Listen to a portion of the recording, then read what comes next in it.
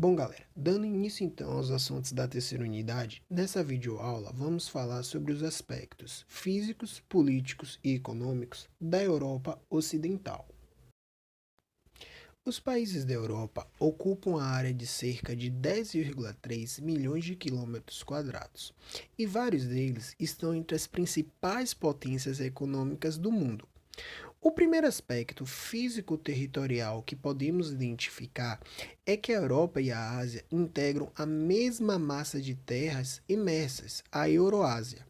A divisão entre os continentes é estabelecida por uma linha imaginária definida pelos montes Urais, a Cordilheira do Cáucaso, o Mar Mediterrâneo, o Estreito de Bósforo, o Mar Negro e o rio Ural.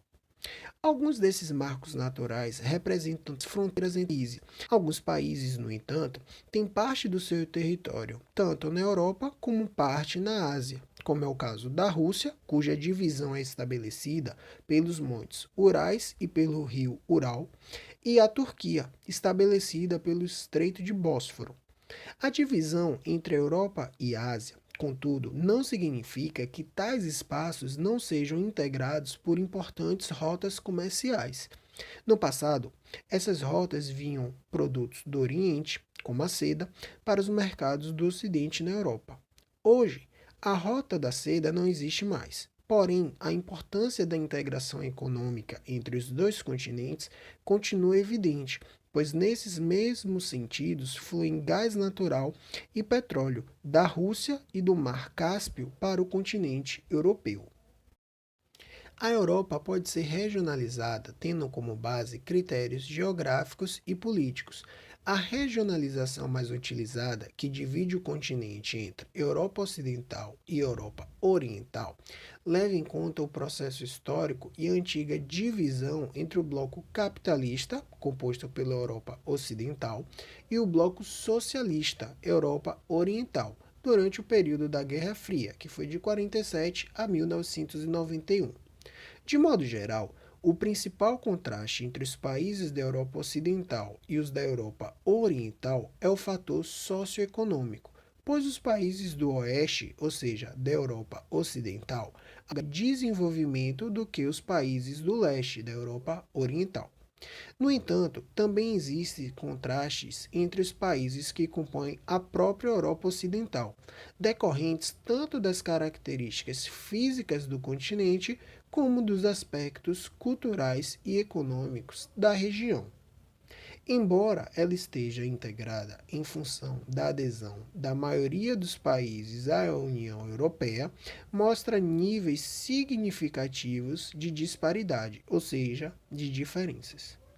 Do ponto de vista geopolítico, as principais potências da Europa Ocidental são a Alemanha, a França, a Itália e Reino Unido, países pioneiros no processo de industrialização e que representam os desenvolvidos polos industriais do mundo. Todos eles, entre as maiores economias do mundo, integram o seleto grupo G7, que é um grupo que reúne 7 países que tradicionalmente detêm grande poder, tanto econômico e político, no cenário mundial. Alemanha, Canadá, Estados Unidos, França, Itália, Japão e Reino Unido. Embora a União Europeia também faça parte do grupo, ela é um membro não numerado, que não preside e nem realiza conferências.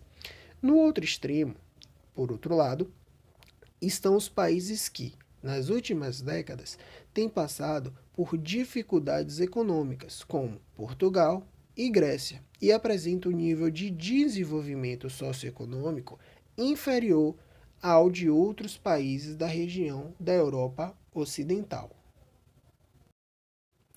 Do ponto de vista geográfico, o continente europeu é uma grande península, ou seja, uma porção de terra continental que, com exceção da região em que se une ao continente, se encontra cercada de água. Ou seja, é uma grande península da Eurásia, cercada pelas águas do Oceano Glacial Ártico ao norte, do Oceano Atlântico a oeste e do Mar Mediterrâneo a leste.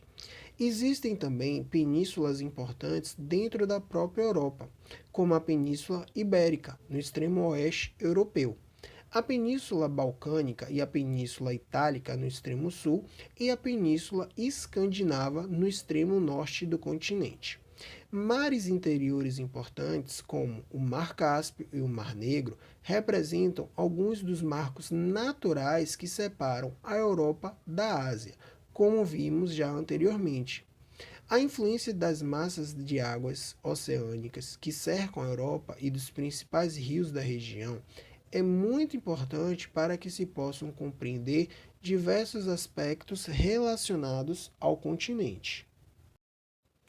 Grande parte do continente, porém, apresenta baixas elevações, principalmente nas áreas de planície ao norte da Europa, com elevação média inferior a cerca de 150 metros, onde existem rios navegáveis que nascem nos Alpes e nos Cárpatos e desaguam no Mar do Norte e no Mar Báltico, como os rios Reno, Weser, Elba, Oder e Vístula.